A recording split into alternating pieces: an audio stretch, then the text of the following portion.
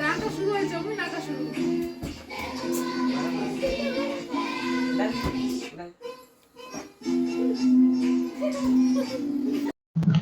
নমস্কার বন্ধুরা, কেমন আছো তোমরা সবাই? তো এতদিন পর আমি আবার এসেছি একটা ভ্লগ নিয়ে তোমাদের সাথে শেয়ার করতে। তো ভিডিও দিতে এতদিন দেরি হয়েছে, প্লিজ তোমরা রাগ করো না, কারণ কি আমি একটু ব্যস্ত ছিলাম, তাই জন্য ভিডিও দিতে পারিনি। তো এটা মাম্মার বার্থডের ব্লগ আমি তোমাদের সাথে শেয়ার করব। এটা ছিল 27th ডিসেম্বর, হ্যাঁ। তো মাম্মার পাপা চলে এসেছিল, আর মাম্মার গিফটটাও অনলাইনে অর্ডার করা হয়ে গেছিল, তো ওটা চলে এসেছিল ওই দিন, বার্থডের আগের দিনই চলে এসেছিল। তো আমি জাস্ট প্যাকটা খুলে মাম্মাকে একটু দেখিয়ে, না হলে তো ওর ভালোই লাগবে না। মা কখন গিফট করবে, মা কখন গিফট করবে, মা কি আছে ওটাতে, পার্সেলে কি আছে, মা করতেই থাকবে। তাই জন্য আমি গিফটটা খুলে জাস্ট ওকে একটু দেখিয়ে নিয়ে তারপরে ওকে রেডি করে আমরা চলে গেছিলাম একটু মাম্মার জন্য ড্রেস কিনতে। তো সাধারণত আমি তো অনলাইনে ড্রেস কিনি, কারণ কি এক্সচেঞ্জের ব্যাপার থাকে, কোনো সময় বাচ্চাদের ড্রেস তো হতেই পারে, কম বেশি ছোট বড় হয়েই থাকে, তাই জন্য কিন্তু আমি অনলাইনে বেশি ড্রেস কিনে থাকি। তো এবার ইচ্ছে হলো যে না, একটু দোকানে গিয়ে একটু কিনবো, দেখি কেমন হয়। তাই জন্য কিন্তু এবার চলে গেছিলাম রিলায়েন্সে গিয়ে ওর জন্য একটা জামা নিয়েছিলাম, আর একটা নিয়েছিলাম জিন্সের একটা জ্যাকেট নিয়েছিলাম। আর মুম্মু মানে আমার বোনের মেয়ে, ওর জন্য একটা জামা নিয়েছিলাম। এগুলো নিয়ে তারপরে আমরা চলে এসেছিলাম বাড়ি। তো কি কি নিয়েছি সেটা তোমাদেরকে অবশ্যই দেখাবো। তোমাদেরকে দেখানোর জন্যই কিন্তু ব্লগটা বানিয়েছি। তো যারা যারা আমার চ্যানেলে নতুন আছো তারা প্লিজ আমার চ্যানেলটিকে এক্ষুনি সাবস্ক্রাইব করে দাও, আর পাশের যে বেল আইকনটি আছে ওটা কিন্তু এক্ষুনি একটু করে একটু প্রেস করে দাও। তো আর যদি তোমাদের ভিডিওটি ভালো লেগে থাকে তাহলে লাইক কমেন্ট অবশ্যই করো প্লিজ।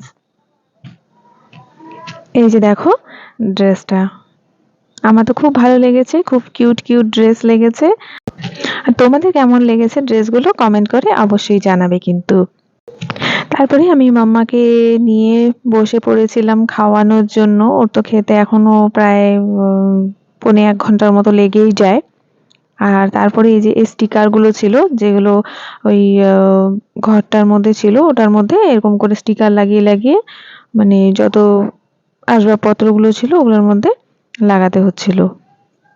এই যে দেখো সবগুলোর মধ্যে এভাবে কিন্তু লাগিয়ে নিতে হয়েছে। তো এটা করেছিল আমার বোন, ওর আবার এগুলো করতে খুবই ভালো লাগে, ও ছোটবেলা থেকে এইসব করতে মানে খুবই ভালোবাসে। তো এগুলো করে ও কিন্তু এই যে দেখো এভাবে সেট করে দিয়েছে। বেডরুম, তারপরে হচ্ছে এখানে আছে বাথরুম, তারপরে আছে কিচেনের ফ্রিজটা এখনো এখানে রাখেনি, কোথায় রেখেছে জানি না, হারিয়ে ফেলেছে বোধহয় আনতে আনতেই। তো আর এখানে দেখো এখানে ডগিও দিয়েছে ছোট, এখানে কি সুন্দর TV, sofa set, dining table, আবার এখানে একটা দেখো সুইমিং পুলও আছে, পুলের পাশে আবার এই যে দেখো কি সুন্দর একটা চেয়ার দিয়েছে।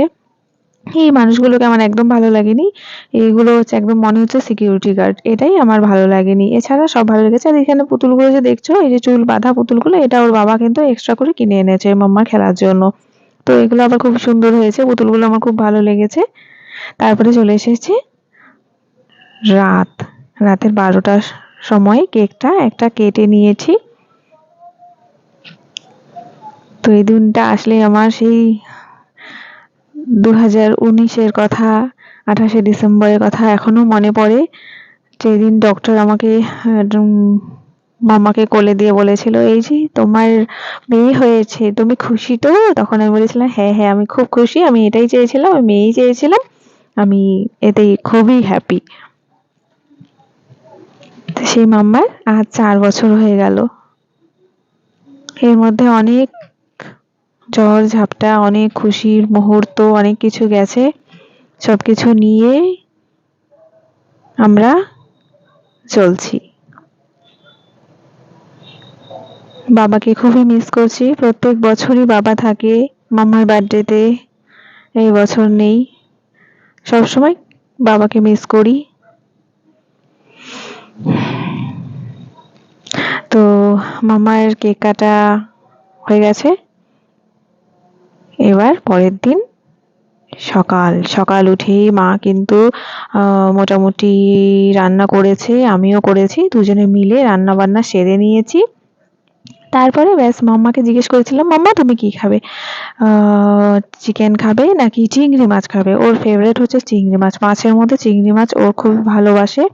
আমারও ফেভারিট, ওরও ফেভারিট চিংড়ি মাছ, ওর বাবাও ভালোবাসে, কিন্তু আমি একটু বেশি ভালোবাসি। দেখো অনেক আয়োজন, এই একটা দিনের জন্যই সবাই বোধহয় ওয়েট করে থাকে কবেই আসবে আমার বার্থডে।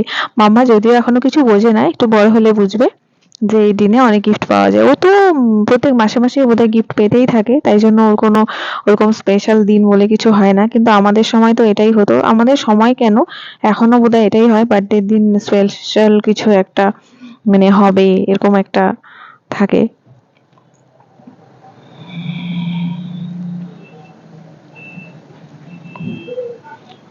খাওয়া দাওয়া চলছে, এবার দেখি কতটা ও খেতে পারে। মা তো ওর জন্যই সব স্পেশালি রান্না করেছে, তাই জন্য কিন্তু কোনো কিছুতেই মা লঙ্কা দেয় না। মা আমরা ওর জন্য প্রায় লঙ্কা খাওয়া ছেড়েই দিয়েছি, সবাই গোটা গোটা লঙ্কা দিয়ে দিই, এরপরে সবাই যার যেমন ইচ্ছা সে সেভাবে খেয়ে নিই।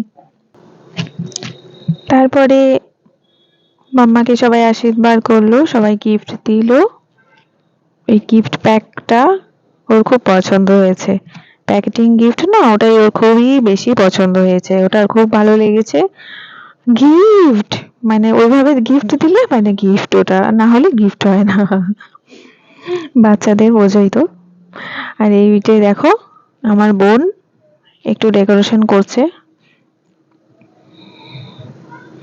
কেকটা আমি নিয়েছিলাম আলিপুর থেকে, তো কেকটা খুবই ভালো ছিল, টেস্টি ছিল খুবই কেকটা। এটা পাইনাপেল কেক ছিল,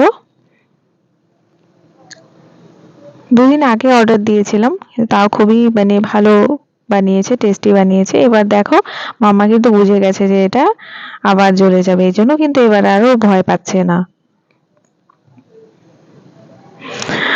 চলো কোনোদিনও যেন এই মোমবাতি না নেবে, তুমি এভাবেই ভালো থাকো, খুশি থাকো আমার সোনা মা।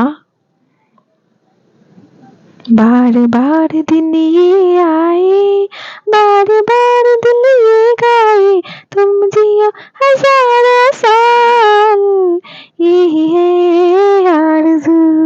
Happy birthday to you, happy birthday to you, happy birthday, happy birthday my darling. তো সবার তো কেক খাওয়া হয়ে গেল।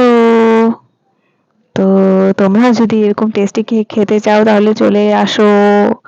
যদিও অনেকদিন হয়ে গেছে বার্থডে ব্লগ দিতে, আমার অনেক দেরি হয়ে গেছে, প্লিজ তোমরা আমার সিচুয়েশনটা বোঝার চেষ্টা করো। তো প্লিজ আমার পাশে থেকো, আর আজকের ভিডিওটি কেমন লেগেছে কমেন্ট করে অবশ্যই জানিও। তো আজকের ব্লগটা এটুকুই, বাই বাই, আবার দেখা হবে অন্য একটি ব্লগে, টাটা।